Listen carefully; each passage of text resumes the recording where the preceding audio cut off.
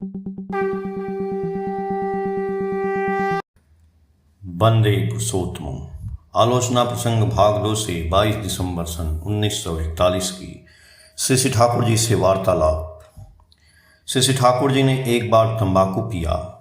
उसके बाद सहज भाव में रत्नेश्वर दास से बोले, रत्नेश्वर दा, आजकल गाना बजाना नहीं करते हैं। रत्नेश्वर दास शर्मा कुछ विमर्श व चिंतित थे। उन्होंने म्लान मुख से उत्तर दिया, कभी कभी करता हूँ। श्री ठाकुर बोले, एक गाना गाइए। रत्नेश्वर दा हारमोनियम खोजने लगे। श्री ठाकुर जी बोले, हारमोनियम के बिना ही गाइए। रत्नेश्वर दा गाने लगे। मेघेर डाके डाक दिएछ आमारे, এই তো আমি দিলেম শান্তার পথের পথারে, আকাশের হত ছানি আর বাদল বাঁশরি, উঠেছে ফুটে ডাকেরে, মাঝে তাই তো কি করি, এই তো আমি দিলেম শান্তার পথের পথারে, বাজেরা আঙুন জ্বালিয়ে দিয়ে বুকের পাঞ্জরে, চলতে হবে চালার নেশায় পাগল হবে রে, কাল বৈশাখীর নিকশ কালো কাজল আধারে, এই তো আমি দিলেম शानदार पथेर पाथारे। गाने की आवाज़ सुनकर आश्रम प्रांगण के लड़कों का एक दल दौड़कर आया। उन लोगों को मातृ मंदिर की सीढ़ी पर दौड़कर चढ़ते देखकर श्री ठाकुर ने व्यस्त होकर कहा, देख सुनकर चढ़ना, कहीं गिर न जाओ। गाना हो रहा है। श्री ठाकुर आकाश की ओर अपनी निगाह किए हुए हैं। उजले पक्षियों के एक दल आकाश में झुंड बांधकर उड़ रहे हैं। आकाश के अंतहीन विस्तार की गोद में शुभ्र सुंदर पक्षियों के दल के उस बात स्वच्छंद विचरण ने उन्हें सुदूर स्वप्नों के राज्य में पहुंचा दिया है। उनके चेहरे पर चेतन समाहिति की आनंद द्युति दृष्टि में मधुझरित अमृत आवेश है। भक्तवृंद अन्य मनस्क होकर उनके दिव्य रूप का दर्शन कर रहे हैं। देखते देखते उनकी चेतना भी उदार आनंद के ऊर्ध्वलोक में स्फीत व उन्नीत हो उठी है। इस भाव में कुछ समय बीत गए। हठात श्री ठाकुर ने अमर भाई से कहा, अटल की भाभी को बुलाओ तो। अमर भाई ने उसे बुला लाया। श्री ठाकुर ने उसे हाथ से दिखाकर कहा, इतना बड़ा बड़ा रसगुल्ला बना सकोगी ना? बढ़िया माल होना चाहिए। मनुष्य एक बार खाए तो दिल ठंडा हो जाए। सत्य माँ बोली, हाँ बना सकूंगी। श्री ठाकुर बोले, इसलिए प्रस्तुत रहोगी, मेरे कहने के साथ हाजिर करना चाहिए। सत्य माँ बोली, कब जरूरत है? थोड़ा पहले से खबर नहीं मिलने पर तो मुश्किल है। श्री ठाकुर जी बोले, आज जरूरत पड़ सकती है, कल जरूरत पड़ सकती है, जिस किसी भी दिन उसकी जरूरत पड़ सकती है, रोज जरूरत पड़ सकती है। मोटी बात है, जब भी जरूरत पड़े तभी मिलना चाहिए। मैं एक आदमी को खिलाऊंगा। सत्य माँ बोली, कब जरूरत कब है निर्दिष्ट रूप से नहीं जान सकने पर कैसे बनाऊंगी? बहुत पहले बना कर रखने पर तो ताज़ा नहीं रहेगा। श्री ठाकुर ने हंसकर कहा, जब ही मांगूं और तुम उस समय ताज़ी चीज़ दे नहीं पाई तो क्या होगा? मंत्र की भांति बना डालोगी। तुम बना सकोगी, इसीलिए तो तुम्हें कह रहा हूँ, अन्यथा जिसे तिसे कहने से ही होगा। सत्य माँ बोली, अच्छा। श्री ठाकुर ने केष्टोदा से कहा, शायद क्षितिश बाबू आकर कई दिन कॉन्फ्रेंस में रह सकते हैं। आप बिछावन रजाई तोशक सब ठीक रखेंगे, अपने यहाँ उन्हें रखेंगे और गपशप करेंगे। आप पर उनकी खूब श्रद्धा है। वे कहते हैं, इतना बड़ा पंडित मैंने जीवन में नहीं देखा है। उक्त सज्जन का कॉमन सेंस सहज ज्ञान भी खूब है। केष्टोदा बोले, हाँ, और बातों की भूमिका भी खूब है। श्री ठाकुर बोले, वाह है, उन्हें क्षमता है, इच्छा करने से कर सकते हैं। इस बार कॉन्फ्रेंस के अवसर पर कारागार नाटक खेलने का आयोजन है। इस प्रसंग में केष्टोदा ने श्री ठाकुर से पूछा, पौराणिक विषय पर जितने नाटक हैं उनमें प्रायः अधिक नाटकों में शत्रु रूप में साधना को ही महत्व दिखाया गया है। शत्रु रूप में भगवान की उपासना कैसे होती है? श्री ठाकुर थोड़ा उत्तेजित स्वर में बोले, शत्रु रूप में क्या साधना होती है? ये सब इनफेरिटी हीन मान्यता की बातें हैं। लेखकों में इनफेरिटी हीन मान्यता रहने से वह कलम द्वारा भी प्रकट होती है।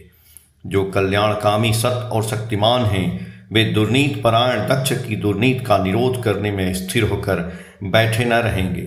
जो दुर्नीत परायण दक्ष और रावण के समान हैं, वे यदि अपना सुधार अपने आप करें तो बच सकते हैं, पर यदि ऐसा नहीं करते हैं तो वे सत्य और शुभ शक्ति से पराभूत निश्चय ही होंगे।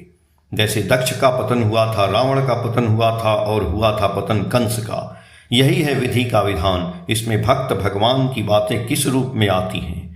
ऐसे ढंग की चीजें मनुष्य की प्रवृत्ति को पुष्ट करती हैं। आप लोग नई तरह से अभिनय लिखकर इन सारी भूलों को दूर करें। जो असत है उसे असत के ही रूप में दिखाना उचित है। उस पर रंग चढ़ाकर बेकार की तात्विकता की बातें करने का कोई अर्थ नहीं होता है। उससे मनुष्य विभ्रांत होता है, भाव की पुतली बन जाता है। अपकर्म करने पर भी मुंह से बोलता है, यह भी उन्हीं की इच्छा है। मंगल स्वरूप के नजदीक इस स्वेच्छा से अमंगल के पथ पर आगे नहीं बढ़ सकते। पर परम पिता के राज्य में एक सुविधा है, जो जितना भी अपकर्म करे पर सत्ता की अवलुप्ति कोई नहीं चाहता है। इसलिए अपकर्म जब निधन को बुलाता है, उस समय उसकी सत्ता अपनी आत्मरक्षा के लिए मनुष्य को अपकर्म से निवृत्त होने की प्रेरणा देती है। उस समय भी यदि कोई सचेत हो जाता है तो उसके लिए पथ रहता है। प्यारीदानंदी बोले, लोग कहते हैं शत्रु रूप में पुकारने से ध्यान सर्वदा उन पर रहता है, इसलिए आसानी से मिलते हैं। श्री ठाकुर जी बोले, जो अपकर्म करता है उसका ध्यान पुलिस पर ही लगा रहता है। उस अवस्था में वह पुलिस के निकट जाना नहीं चाहता है, पुलिस से दूर भागता है। नगेंदा ने अजामिल की कहानी सुनाकर पूछा, अजामिल ने कितना पाप किया था? पर उसके लड़के का नाम नारायण था। मरने के पहले उसने अपने पुत्र नारायण को पुकारा था, और मरने के बाद जब यमदूत उसे ले जाना चाहते थे तो विष्णुदूत ने बाधा डाली और वह मुक्त हो गया।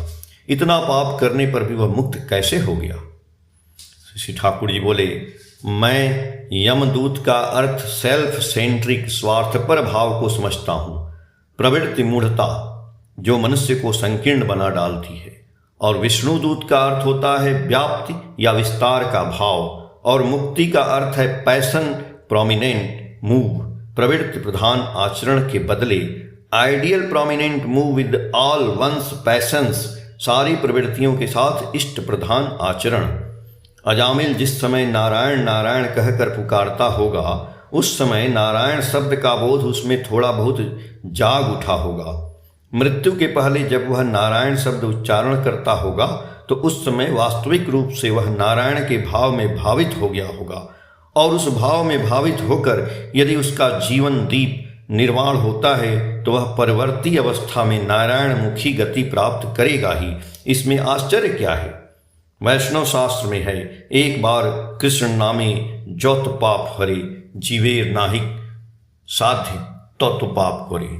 अर्थात एक बार कृष्ण का नाम लेने से जितना पाप दूर होता है, किसी जीव का साध्य नहीं है कि उतना पाप कर सके। और यह भी है, कोटि जन्म करे यदि नाम संकीर्तन, तथापि न पाए केह ब्रजेंद्र नंदन। अर्थात कई कोटि जन्म भी गए, यदि नाम संकीर्तन करता रहे फिर भी ब्रज नंदन अर्थात कृष्ण को नहीं पा सकता है। हमें जिस तरह उन्हें पुकारना चाहिए उस तरह क्या हम पुकारते हैं? गाते हुए कहने लगे, डाक देखी मौन काली बोले, के मन श्यामा थाकते पारे। अर्थात हे मन, तू काली कहकर पुकारो, क्या श्यामा बिना आए रह सकती हैं? प्रेम की आकुल पुकार से वे क्षण भर में भी हृदय में आकर विराजमान करती हैं। हम लोगों के देश में एक कहावत भी है, जितना भी जप तप करो मरने के समय होशियार रहो। यदि मरने के समय इष्ट चिंता और इष्ट नाम प्रबल नहीं होता है तो हजार जप करने से भी दूसरा जीवन उन्नतर नहीं हो सकता है। पर अभ्यास और अनुशीलन करना बहुत अच्छा होता है। नाम करते करते नामी के प्रति अहेतुक अनुराग यदि एक बार उत्पन्न हो तो और कोई चिंता नहीं है। उस समय हम लोगों की सत्ता नाममय हो उठती है, नामी मय हो उठती है। हम लोग प्रेम और अनुशीलन के जरिए जो कुछ बन पाते हैं वही हम लोगों की परम संपदा है। वही क्रमागति जन्म जन्मांतर तक चलती रहती है। ऐसा बनना ही प्राप्ति है। यदि देह धारण नहीं भी करें तो विदेह अवस्था में भी हमें वह नाममयता और नामीम यता पकड़े रहेगी। जहाँ भी रहेंगे उसको लेकर ही रहेंगे। सत्ता वैसी बन जाएगी, कर्ममय प्रेम रहने से तुम्हें पता नहीं चलेगा कि तुम किस प्रकार वैसा बन सके, जिसे लेकर हम सभी वास्तविक रूप से जितना लिप्त रहते हैं वह उतना ही अपना बन जाता है, सत्तागत हो उठता है। इसलिए किसी चीज की आकांक्षा रखकर इष्ट से नेह नहीं लगाना चाहिए।